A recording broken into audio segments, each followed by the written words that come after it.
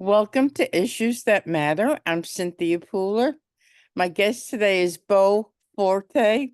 He's a congressional candidate in the state of New Jersey, and he's going to be talking about the migrant crisis. So, Beau, what's it like? So my district is on the northern border of New York State. It runs from basically the Hudson River all the way to the Pennsylvania border. It's a wealthy district on the east side of it. It's a very rural district on the west side. Um, Listen, like anywhere else, the migrant crisis is a problem, but I think it's solvable in a lot of ways, and I also don't think it's the biggest problem facing at least my district and probably most districts in the country at this point. If we just really work to solve it, we can make it go away. It doesn't take fences. It takes, penalizing the right people, the wealthy people who entice them to come and employ them when they get here. If they started paying big dividends for doing such things, you would start to see a real decrease at our border and people trying to come in. They're coming here for work. They're coming here to make money. And if there's no jobs, there's no people except the ones trying to do the worst things. So, we don't want to penalize our wealthiest citizens for doing this. And I'll give you an example. A few years ago in Alabama, I don't remember if it was a Tyson food plant but one of the major meat companies was raided by ICE, and I think they rounded up 600 undocumented workers, and arrested them and probably deported them. And the story kind of went away. But if you looked into it, not one person in management, not one executive, nobody was penalized. So I'm sure within a week, all of those 600 workers were just replaced by new undocumented workers, and life went on. So if we're not going to attack the people who actually do the employing, do the enticing, want these people to come here, then you're never going to solve the problem no matter what you do. I think that if the Democrats win the White House again, I think the borders are going to, from what I understand, from what I've read and for what I've seen, I think the borders are going to remain open, and there's going to continue to be an influx of illegal aliens coming into this country. And what you just said makes a lot of sense. But when people are coming here by the millions, how do you combat that? Again, I don't think you'd be having people coming here by the millions if there wasn't jobs for them to have when they get here. Also, I mean, one thing that I find unfortunate that the right doesn't talk about as to this crisis is our own personal destabilizing of these countries where they're coming from. We have a history of meddling in Latin America and Central America. And when we do, when you destabilize a country, people need someplace to go. Good people that have nothing to do with the conflict, people that just want jobs, want to raise their kids. People need to go somewhere where they can earn a living. And, it sounds nice to close the border and do all these things, but, the United States needs to take some responsibility for our past actions and our current actions and who we penalize for when we do crack down on illegal immigration, because cracking down on the illegal immigrant is only going to hurt that person. There's thousands behind him coming that will try to take the same job. You need to, like anything else, you need to kill the snake by cutting the head off, not the tail. But it's not only jobs. There's a problem with fentanyl coming into this country that's killing people. There's Absolutely. there's a problem of human trafficking that Ab- children, you know, I mean, Absolutely. those really aren't job related, but those other problems are causing a severe hardship in this country. Agreed. And it's awful. But all of that, whether it be the drug trade, the illegal, sex trafficking trade, they all get hidden into the migrant workers that are coming, the undocumented workers.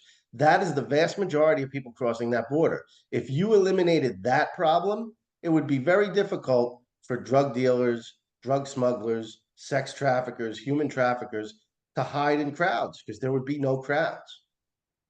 Okay. So I believe you're running as a green, correct? Uh, that is correct. So there's quite a few green candidates in the state of New Jersey. Yes. Um, how are the Greens doing? And how is Jill Stein doing in New Jersey? Let me start with the candidates first. Okay. So I think we're doing pretty good. We're pretty historic. We call ourselves the Green 13. I think we're the only state. Well, I know we're the only state, but it might be the first time the Green Party has a complete slate of candidates. So all of our Wow. 12 congressional districts and our senator, and obviously the presidential candidate, Hmm. will be filling the everybody's ballot. So you can vote Green Party all the way down this year. So it's a pretty good accomplishment. We're pretty proud of it. I think Jill's doing okay, and I'll be honest with you. I think when Joe Biden was the Democratic nominee, we really saw an opportunity to do great. When they made the switch, we saw a little less enthusiasm for Jill, but I think that was normal. The honeymoon period when you pick a new candidate, and quite honestly, Democrats were thrilled to not have to deal with Joe Biden anymore. Mhm. So, we got a month to go. And I think as Kamala keeps talking badly, in my opinion, about the Israeli crisis and the Palestinian crisis, not the Israeli crisis, in my opinion. Mhm. When she starts talking about real issues, I mean, listen, I came into this race and healthcare was my number one issue, and the world dictated that that could not be my number one issue anymore. Palestine had to be my number one issue, and the genocide that's going on over there. And I'm sure we may have a difference of opinion on that, but no matter what side of the fence you're on there, that is the issue of the time right now because that is a powder keg that could explode at any second. Mhm. And Kamala is bad on that issue, but she's bad on most issues. I know she's the pretty new toy, but I think once the country gets to see more and more of her, as you're seeing, her popularity and her enthusiasm will dip. So I think Jill's going to do just fine in New Jersey as well. Do you think she'll break 5%? I think she has a great opportunity to. I think she could absolutely, especially in a state like New Jersey, where it's not just a lot of Democrats; it's a lot of left-wing thinkers. And quite Mhm. honestly, um, I do get a little exhausted of hearing right-wing media and right-wing people call the Democrats the left.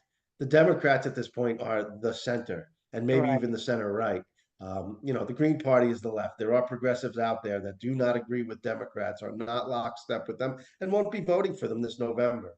And I think the more people see us as a real difference, especially in the Middle East, I think the more people will come around to voting for all of us, and Jill Stein included. Okay, so in your opinion, you mentioned the Middle East a couple of times.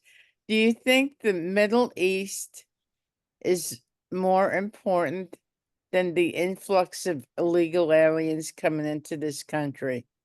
Right now, I absolutely do. I You absolutely do. do. You have close to 50,000 deaths. You have multiple countries now looking like every day more and more they're going to get involved. Israel is just walked into the room and started swinging at everybody, which is never a good thing. Yeah, I think all eyes need to be there right now, and I think we need a ceasefire immediately, a hostage exchange, get the Israeli hostages back into Israel, and then we can start really talking about what the next step is to create long lasting peace in that region. So, I invited you on to talk about the migrant crisis. So, if the border remains open after November, ultimately, how can that problem be solved? I mean, it's more or less, I think there's a lot more to it than drying up jobs for people coming into this country. I think it's more complex than that. What do you see as the ultimate answer to the migrant crisis, in New Jersey and all over the country? Again, I don't see it as being solved by putting up fences. You know, that's never really a good answer to anything. The more we put up fences, the more we make it seem like we're paranoid. You know, let's like I said earlier, let's cut this off at the root. Let's make sure that people aren't coming here solely for jobs, being exploited, being enticed by our wealthiest people who hire them in mass and you know exploit them. And you know when they get switched out and ICE comes and deports a bunch of people, you know, within a week, they have them all replaced and nobody got in trouble but the poor workers who are just coming here to make a buck. Um, Mhm. you know, I just don't see building a wall. I never did. I see that as an immense waste of money because of the expense of building the wall first. And then what nobody talks about is once you have it built, that's fine, but that's not the big expense. The big expense after that, when we're talking about hundreds and hundreds and thousands of miles of wall, is the maintenance. You know, stuff that sits out in the desert in the sun, it rots away real fast. So you're constantly replacing sections of this wall. I see a lot better use of public funds than to build that and then maintain it. And again, you know, we don't have a border wall with Canada. Is that what's going to come next? Because eventually, you know, people who are desperate and want jobs and want to make money, and drug dealers who want to sell their product and so on and so forth will find a way. So then they'll start going to Canada first and coming in, walking across the border that way. I I I had I had I was made aware that there's a big influx of illegal aliens coming in from Canada.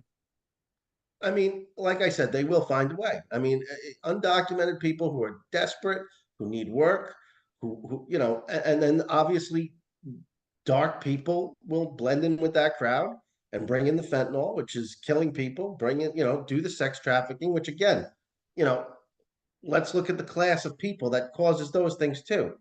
You know, there would be no sex trafficking if there wasn't customers, wealthy customers with enough money to want that business to occur. I mean, you see what's going on with Sean Combs now, and the horrible charges that he's coming out with, and Jeffrey Epstein.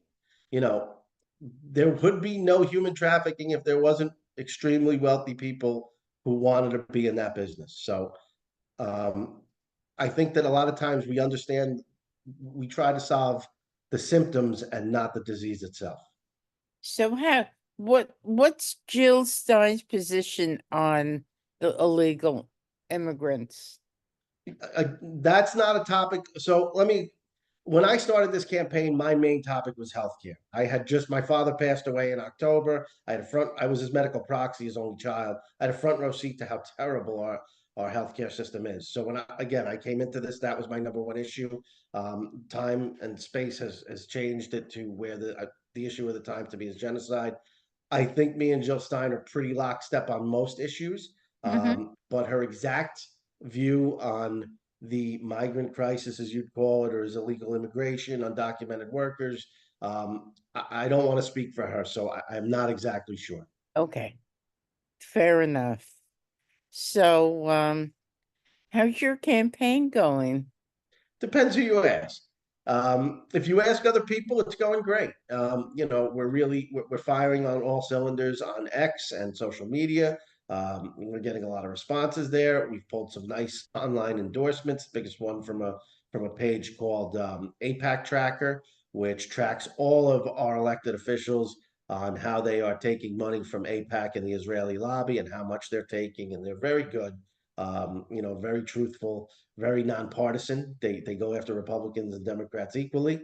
So that was a big endorsement. I'm one of only, I think, 5 or 6 screens nationally that they endorsed. Most of who they endorse are Democrats, and I think I'm only one of 30 candidates nationally who they've endorsed. They've endorsed Bernie Sanders. They've endorsed AOC, Rashida Tlaib. So I'm very proud of that endorsement. Hmm. Outside of that, though, as a third party candidate, I am finding that fundraising is very difficult. You know, we don't get a lot of attention from the media, and that's unfortunate because I think we do have a lot of different views that people want to hear. I think we saw that in 16 and 20 because Bernie Sanders is basically his platform is always pretty lockstep with ours, even though he runs with the Democrats.